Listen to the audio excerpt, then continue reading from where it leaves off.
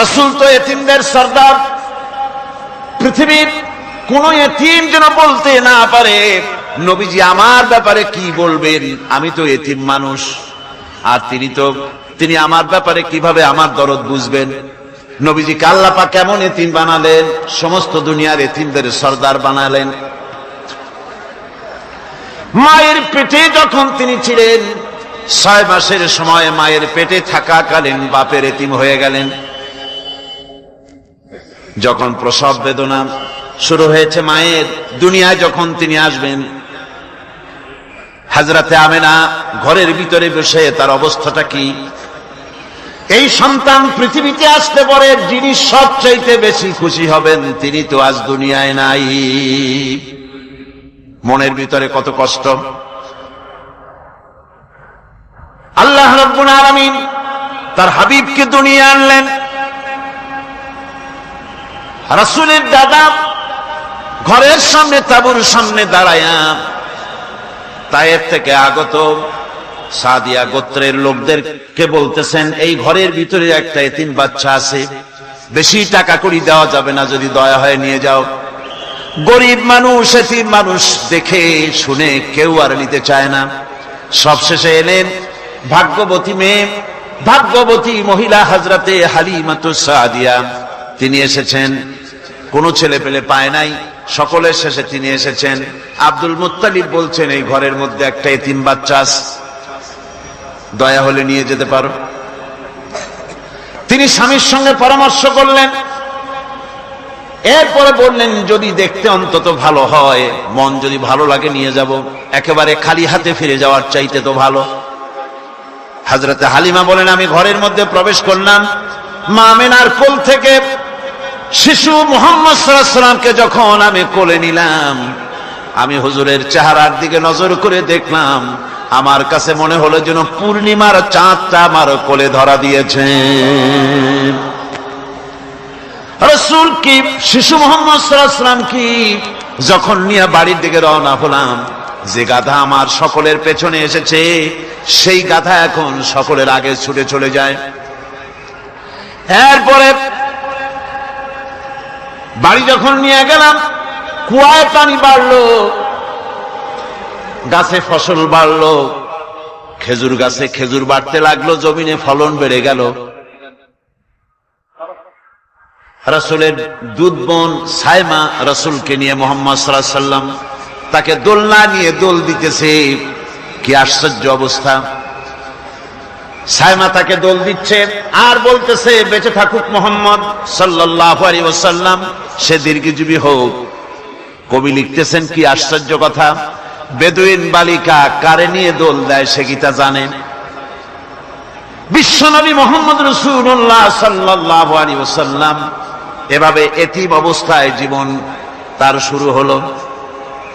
যখন তিনি ফিরে এলেন 6 বছর বয়সের সময়, যখন মায়ের কাছে তিনি ফিরে এসেছেন, প্রতিদিন তিনি খেলা দেখতে যান ময়দানে।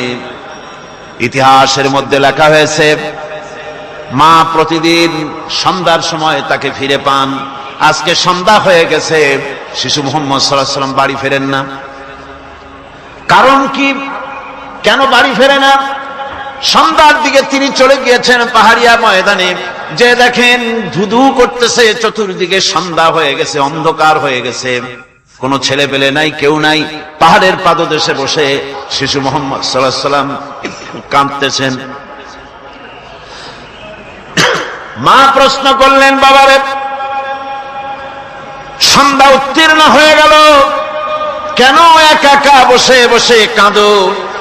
তিনি বলছেন, মাজি, আজ কদিন খেলা দেখতে আসলাম ময়দানে, প্রতিদিন দেখি যখন সন্ধ্যা হয়ে যায় মুরব্বী শ্রেণীর কিছু লোক আসে, ছেলেকে নাম ধরে ডাক দেয়, ছেলেরা দৌড়ে তার বাবার কাছে চলে যায়, আর বাবা ছেলেকে কোলে নিয়ে মুখে চুমা দিয়ে বাড়ির দিকে নিয়ে যায়। আমি আজ কদিন পর্যন্ত এই ময়দানে এলাম, কোনদিন সন্ধ্যা বেলায় তো কেউ এসে আমাকে মুহাম্মদ বলে একটা ডাক দিল না। আমার আব্বা কি নাই? আল্লাহ রাব্বুল রব্বুল আলামিন বলেন আলাম ইয়াজিদকা ইয়াতীমান ফাআওয়া, এরকম এতিম অবস্থায় পেয়ে আমি কি আপনাকে আশ্রয় দেই নাই? আপনাকে আমি পেয়েছি এতিম অবস্থায়, এরপরে আমি আপনারে আশ্রয় দিলাম। ওয়া ওয়াজাদাকা দাল্লান ফাহাদা, এরপরে আমি আপনাকে পথ হারা পেলাম, আমি আপনাকে পথের দিশা দিয়া দিলাম। ওয়া ওয়াজাদাকা আইলান ফাআগনা, এরপরে আমি আপনাকে দরিদ্র অবস্থায় পেয়েছি, তারপরে আমি আপনার দারিদ্র মুক্ত করেছি আপনাকে। সুতরাং ফাআম্মাল ইয়াতীমা ফালা তাকহার ওয়া আম্মাস সাইলা ফালা তানহার ওয়া আম্মা বিনি'মাতি রাব্বিকা ফাহাদ্দিস। সুতরাং নবী, এতিমের প্রতি নির্মম ব্যবহার করো না, এতিমের প্রতি ভালো ব্যবহার করো, নির্মমতা দেখাইও না। আর ভিক্ষুকতে ধমক দিও না, রূঢ়তা দেখিও না, আর আল্লাহর নিয়ামতের প্রশংসা করো। বহুত মানুষ আছে এতিমরে গলায় ধাক্কা দেয়। মানুষ যখন ভিক্ষা নিতে আসে, গরিব মানুষ ভিক্ষা চাইতে আসছে, ওই মেয়ে আত্মাহিতে জানো, দোয়া কুনুত জানো, বাড়ি যেয়ে কাজ করবা, এই সব আজে বাজে কথা বলে ভিক্ষা দেয় না। আহা, সায়েলকে ধমক দিতে রাসূল করিম সাল্লাল্লাহু আলাইহি ওয়াসাল্লাম নিষেধ করেছেন, সায়েলকে ধমক দিও না।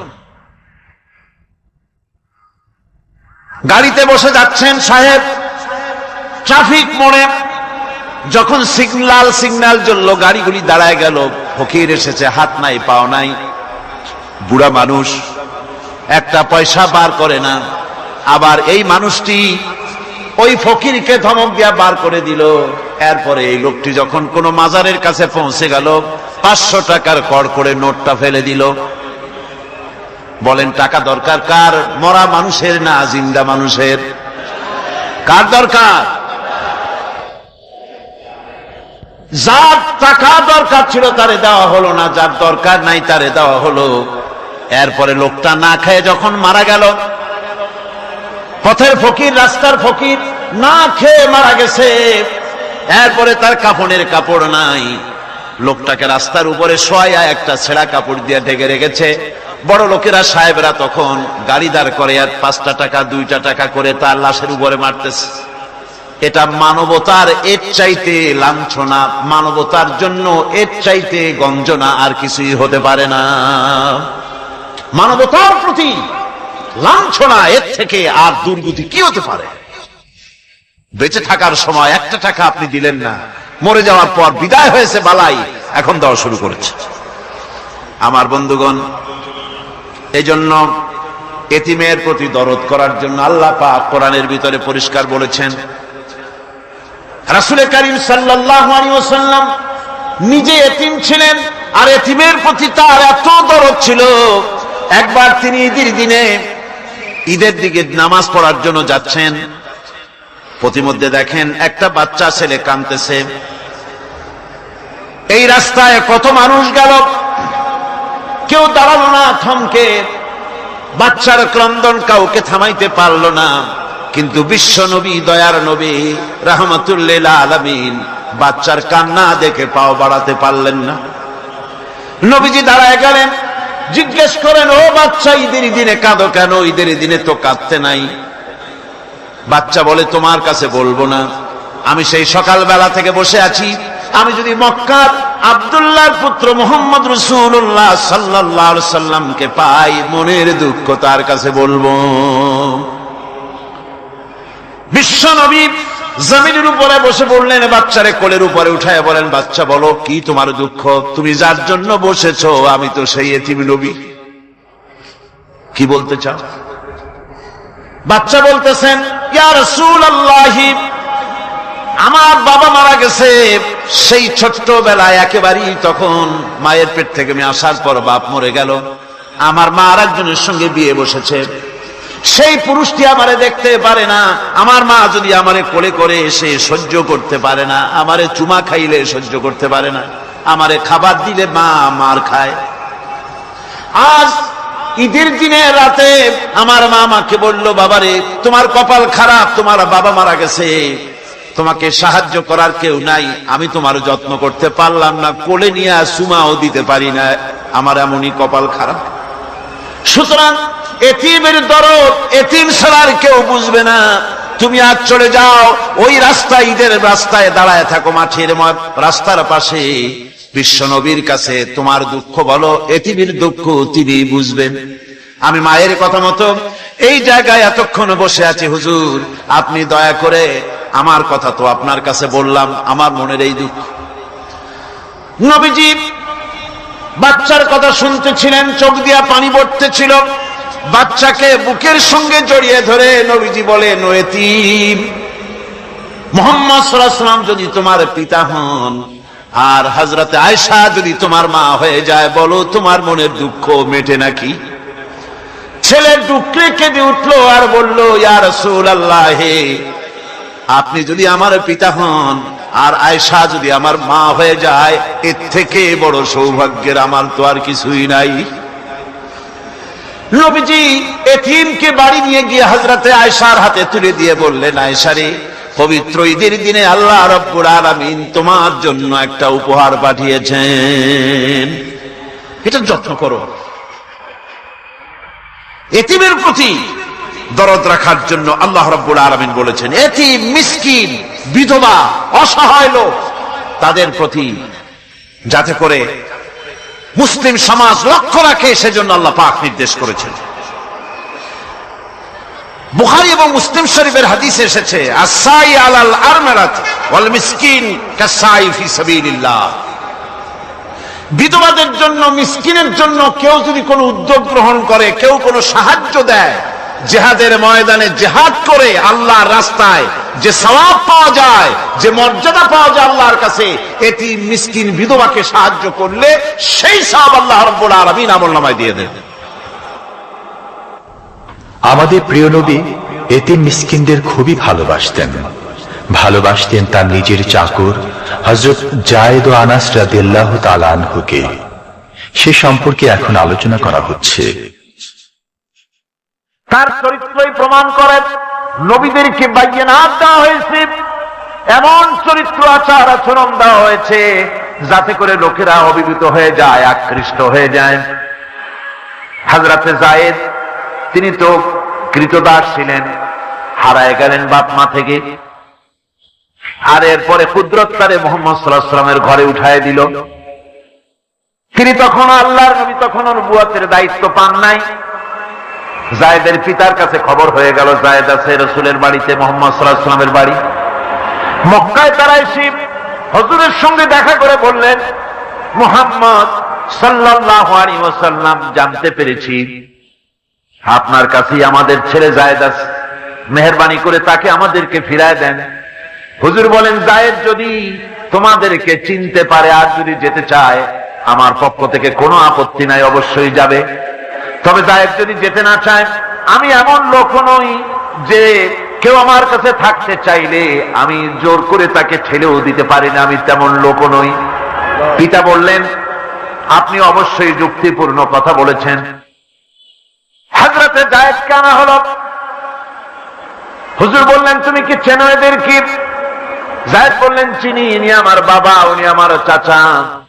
যায়েদের পিতা বলেন, বাবারে বাড়ি চলো, তোমার মা কেঁদে কেঁদে হয়রান, চলো বাড়ি যাই, বাড়ির যা কিছু আছে সব তোমাকে ফিরিয়ে দেওয়া হবে। হযরতে যায়েদ বলতেছেন, পিতা,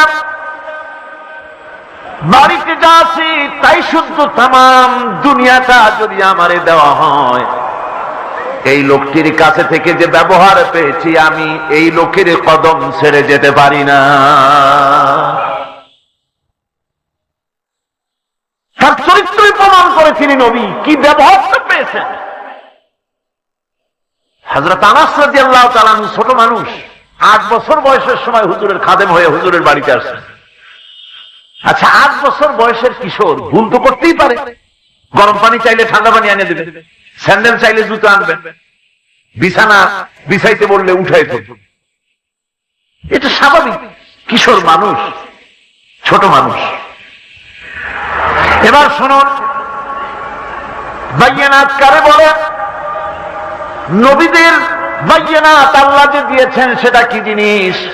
সেটা হলো উন্নত মানের চরিত্র, তার ব্যবহার, ওঠা বসা যা দেখলে মানুষ বুঝতে পারে তিনি আল্লাহর নবী। হযরতে আনাসের মুখে শুনুন, হযরতে আনাস রাদিয়াল্লাহু তাআলা আনহু বলেন, একাধিক ক্রমে টানা 10টি বছর রাসূলের খেদমতের ভিতরে নিয়োজিত ছিলাম। 10টি বছরের ভিতরে একটা দিনের জন্য নবীজি আমাকে ধমক দিয়ে কথা বলেন নাই। এটা ধমক দিলেন না আমারে, এটা করছো কেন, এটা করো নাই কেন? সুবহানাল্লাহ বিহামদিহি। গোটা পৃথিবী সমস্ত মুমিন মুসলমানদের, পুরুষ আর নারীদের জীবন, কলিজা, রক্ত রাসূলের কদম মোবারক উৎসর্গ হয়ে যায়। মহান রব্বুল আলামিনের কাছে তার হাবিব রাসূলুল্লাহ সাল্লাল্লাহু আলাইহি ওয়াসাল্লামের ছিল বিশেষ মর্যাদা। আসুন আমরা সে সম্পর্কে আলোচনা শুনি। আমার ভাইরা, রাসূল পাক সাল্লাল্লাহু আলাইহি ওয়াসাল্লাম আল্লাহর নবী এমন এক মহান সত্তা ছিলেন যে তিনি দোয়া আল্লাহর দরবারে হাত উঁচু করতে দেরি আছে, কিন্তু দোয়া কবুল হতে দেরি নাই।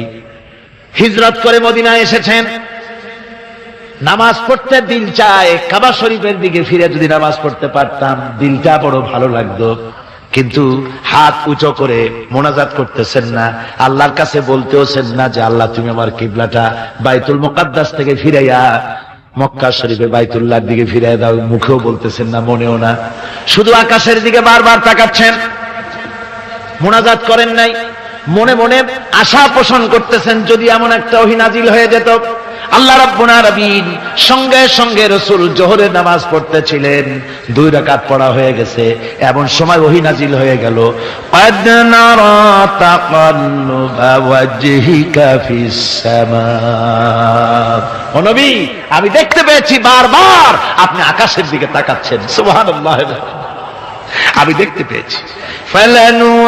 فَلَنُوَلِّيَنَّكَ قِبْلَةً تَرْضَاهَا فَوَلِّ وَجْهَكَ شَطْرَ الْمَسْجِدِ الْحَرَامِ। আর দেরি নাই, আপনার মনের আশা পুরা হয়ে গেছে, এক্ষুনি আপনার কিবলা পরিবর্তন করুন। হুজুর 2 রাকাত পড়েছিলেন বাইতুল মাকদাসের দিকে ফিরে, বাকি 2 রাকাত তিনি মক্কা শরীফের কাবা শরীফের দিকে ফিরলেন। আজও পর্যন্ত সেই মসজিদ আছে, সাক্ষ্য দিচ্ছে নবীর কথা কিভাবে মঞ্জুর হয়। মসজিদে কিবলাতাইন মদিনা মুনাওয়ারায় সে মসজিদ আজও আছে। ভাইরা আমার, রাসূল পাক সাল্লাল্লাহু আলাইহি ওয়াসাল্লাম এত বড় মর্যাদা সম্পন্ন ব্যক্তিত্ব, মহান ব্যক্তিত্বের উম্মতের মধ্যে আল্লাহ আমাদের শামিল করেছেন। শুকরিয়া স্বরূপ আমরা পড়ি আলহামদুলিল্লাহ। জোরে সোরে পড়েন আলহামদুলিল্লাহ। আমার ভাইরা, মর্যাদা এত বেশি আল্লাহ রাসূলকে আল্লাহ রাব্বুল আলামিন দান করেছেন। এই পৃথিবীতে কোন মানুষের সঙ্গে যদি আপনি বেয়াদবি করেন, তিনি আপনার বাপ হোক, তিনি আপনার মা হন, অথবা আপনার উস্তাদ হন, অথবা আপনার পীর হন, যে কেউ হোক না কেন, কারো সঙ্গে যদি কোনো বেয়াদবি হয়ে যায় তো শুধু একটা বেয়াদবি ছাড়া আর কিছুই না। কিন্তু নবীজির সঙ্গে যদি কেউ বেয়াদবি করে, সেটা শুধু বেয়াদবি থাকে না, কুফরি হয়ে যায়। কি হয়ে যায়? কুফরি হয়ে যায়। রাসূলুল্লাহকে কেউ তাওহীন করলে, অসম্মান করলে, সমালোচনা করলে কাফের হয়ে যায়। যারা বলেন কি হয়ে যায়? কত বড় মর্যাদা! রাসূল পাক সাল্লাল্লাহু আলাইহি ওয়াসাল্লাম, তার সামনে সাহাবায়ে কেরাম বসা, হুজুর কথা বলছেন, সাহাবায়ে কেরাম তারাও কথা বলছেন। কথা বলতে বলতে এক পর্যায়ে সাহাবীদের গলার আওয়াজ বড় হয়ে গেছে, হুজুরের গলার আওয়াজ শোনা যায় না, সাহাবীদের গলার আওয়াজটা বড় হয়ে গেল। আল্লাহ রাব্বুল আলামিন এতটুকু বরদাস্ত করলেন, আমার নবীর গলার আওয়াজের চাইতে তোমাদের আওয়াজ বড় হলো কেন? সঙ্গে সঙ্গে ওহী নাজিল হয়ে গেল। আল্লাহ রাব্বুল আলামিন বলেন, ইয়া আইয়ুহাল্লাযীনা আমানু লা তারফাউ আসওয়াতাকুম ফাওকা সাওতিন নবী। ও বিশ্বাসীরা, খবরদার, তোমরা যারা ঈমান এনেছো শোনো, তোমাদের গলার আওয়াজ যেন আমার নবীর গলার আওয়াজের চাইতে বড় না হয়ে যায়। যদি তা হয়, আনতাহবাতা আমালুকুম, জীবনের সমস্ত ভালো কাজগুলি আমি আল্লাহ বরবাদ করে দেব।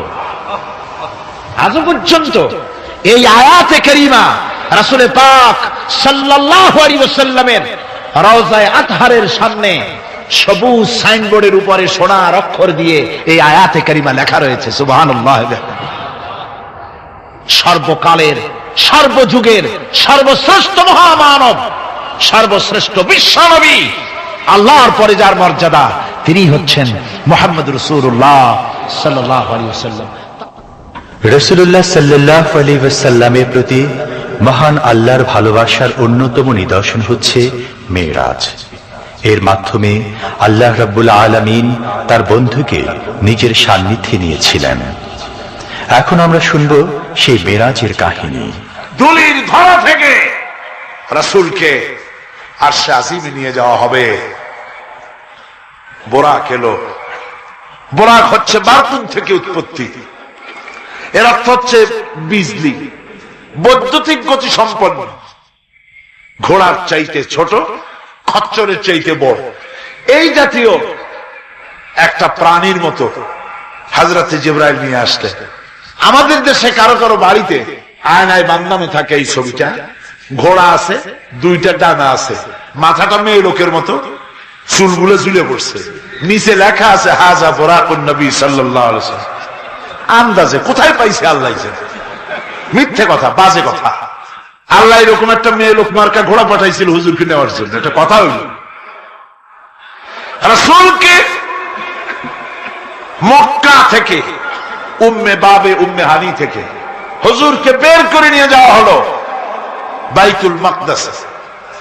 সমস্ত পয়গম্বর, দুনিয়া আল্লাহ যাদের পাঠিয়েছিলেন সমস্ত রূহ উপস্থিত ছিল সেখানে। রাসূল করিম সাল্লাল্লাহু আলাইহি সাল্লাম এখান থেকে মেরাজ করলেন। এতটুকু ছিল ইসরা। কোরআনে কারীম বলছে, আজকের কারি সাহেব যেখান থেকে তেলাওয়াত করেছিলেন, সুবহানাল্লাযী আসরা বিআবদিহি লাইলাম মিনাল মাসজিদিল হারামি ইলাল মাসজিদিল আকসা। সুবহানাল্লাযী, সমস্ত দুর্বলতা অক্ষমতা থেকে মুক্ত সেই সত্তা যিনি তার বান্দাকে ইসরা করিয়েছেন, মেরাজ করিয়েছেন। সুবহানাল্লাহ। সমস্ত দুর্বলতা অক্ষমতা থেকে মুক্ত তিনি পার করে নিয়ে গিয়েছেন। তারপরে মুহূর্তের ভিতরে মহাশূন্য পাড়ি দিয়ে, সেই মহাশূন্য মানে কি? এইখান থেকে সূর্য কত দূরে জানেন না? 9,30,00,000 মাইল দূরে এখান থেকে সূর্য।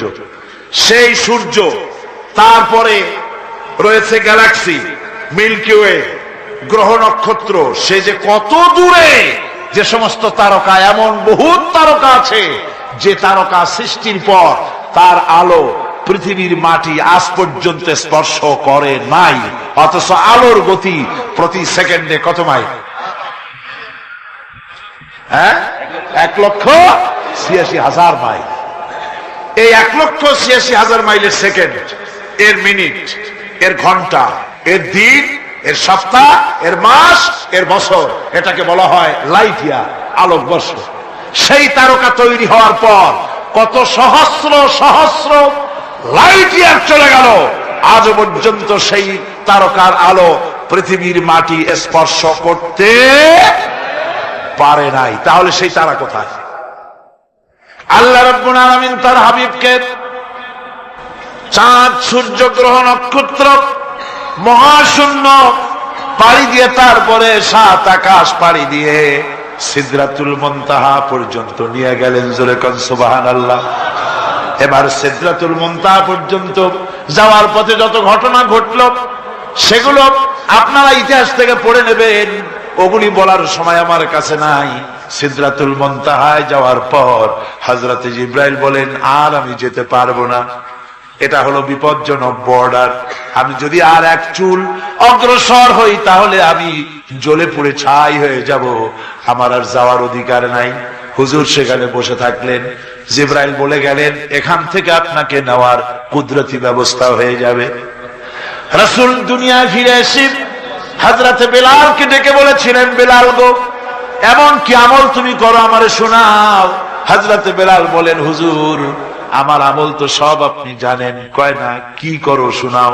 বেলাল বলেন, হুজুর খাস আমলের মধ্যে এতটুকু আছে যে আমি কখনো বিনা উজুতে থাকি না, যখন উজু চলে যায় উজু করি আর উজুর ইহতিমামের জন্য 2 রাকাত নফল নামাজ পড়ি। হুজুর বলেন, বেলাল তুমি এই আমল ছাড়বা না, কারণ সিদরাতুল মুনতাহায় হযরত জিবরাইল আমারে যখন ছেড়ে চলে গেলেন, আমার একা একা বড় ভয় লাগতে লাগলো। তখন আমার মনে হচ্ছিল তুমি যেন আমার চতুর্দিকে হাঁটতেছো। আমার ভাইরা, রফরফ নামক বিছানা চলে এলো। কুদরতি এই বিছানায় চড়ে নবীজি আল্লাহ রাব্বুল আলামিনের দরবারে আরশে আজিমে পৌঁছে গেলেন। জোরে বলেন সুবহানাল্লাহ, জোরে বলেন সুবহানাল্লাহ। যেখানে পৃথিবীর কোন মানুষের যাওয়া সম্ভব নয়, গোটা পৃথিবীর মানুষের মর্যাদা আল্লাহ পাক বাড়ায় দিলেন, আরশে আজিমে হুজুরকে নিয়ে গেলেন। তারপরে তিনি কথাবার্তা হুজুরের সাথে কি বললেন, সেই কথাগুলি নিয়ে আমাদের দেশে কথা হলো এই যে হুজুরকে নিয়ে আল্লাহ 5 ওয়াক্ত নামাজ দিছিলেন তো 50 ওয়াক্ত। মুসা আলাইহিস সালামের সাথে দেখা না হইলে তো কাম সারছিল, আমাদের আর উপায় ছিল না। আরে ভাই, শুধু নামাজ দেওয়াই যদি উদ্দেশ্য হবে, তাহলে রোজার মতো তো আল্লাহ দুনিয়ায় বসে দিতে পারতেন কিনা? হজের মতো, জাকাতের মতো পারতেন কিনা? শুধু নামাজের জন্য নয়, আল্লাহ পাকের কায়নাত দেখাবার জন্য আল্লাহ পাক তাকে নিয়েছিলেন। বেহেশত দেখাইছেন, দোজখ দেখাইছেন, ভালো কাজ করলে কিরকম শান্তি হবে, খারাপ কাজ করলে কিরকম শাস্তি হবে চোখে দেখাই দিয়েছেন মুহাম্মদ রাসূলুল্লাহ সাল্লাল্লাহু আলাইহি ওয়াসাল্লামকে। মেরাজ থেকে ফিরে এলেন, ঘরে এসে দেখেন উজুর পানি, উজু করে যে গেছিলেন উজুর পানি তখনও গড়াচ্ছে। যে দরজা দিয়ে বেরিয়েছিলেন দরজাটা ধাক্কায় তখনও কাঁপতেছে। যে বিছানায় শোয়া ছিলেন সে বিছানায় মানুষ শুয়ে থাকলে যেমন উষ্ণ থাকে, সেরকমের উষ্ণ ভাব তখনও আছে। কেমনে হলো? মাথায় ঢুকবে না। সুবহানাল্লাহ কোন ঢুকবে? জোরে কোন সুবহানাল্লাহ। এটার ব্যাপারে কোন বিজ্ঞান, দর্শন, যুক্তির প্রয়োজন নাই। প্রয়োজন শুধু এতটুকু, আল্লাহ তার হাবিবরে নেবেন, কত দ্রুত নিবেন, কত দ্রুত পাঠাবেন, এটা তিনিই ভালো জানেন, আমাদের কোনো জানার কথা না। ঠিক কিনা কর? তবে দৃষ্টান্ত যদি চান তাহলে আমি দৃষ্টান্তটা এভাবে দিতে পারি, বুঝাবার জন্য একটা দৃষ্টান্ত দিতে পারি। সেটা হলো এই, ধরেন বাংলাদেশে কোন প্রেসিডেন্ট আসবে, পৃথিবীর যে কোনো দেশের এক প্রেসিডেন্ট আসবে। এটা আসার যখন খবর হয়ে যাবে তখন পত্র পত্রিকায় রুট বলে দেওয়া হয়, এই রুটে রাষ্ট্রীয় মেহমান রাষ্ট্রীয় অতিথি ভবনে আসবেন, এই রাস্তা দিয়ে সাধারণ ট্রাফিক চলাচল বন্ধ থাকবে। এয়ারপোর্ট থেকে নিয়ে রাষ্ট্রীয় অতিথি ভবন পর্যন্ত, মেহমান না আসা পর্যন্ত সমস্ত ট্রাফিক চলাচল বন্ধ। মেহমান পৌঁছে যাবে, তারপরে আবার স্বাভাবিক ট্রাফিক চলবে। এটা জানেন কিনা? এইটা যদি পৃথিবীর সামান্য সলিমদ্দি কসিমদ্দি, এই জন্য বলছি আজ আছে কাল নাই। ঠিক কিনা গণ? আজ মন্ত্রিত্ব গেল, কালকে রাস্তায় দাঁড়ায় বলবে রিকশাওয়ালা আমার একটু নেওয়া, বাজারে মাছ কিনতে যাব। ঠিক কিনা? সুতরাং এদের তো কোনো মর্যাদা নাই, আজ আছে কাল নাই।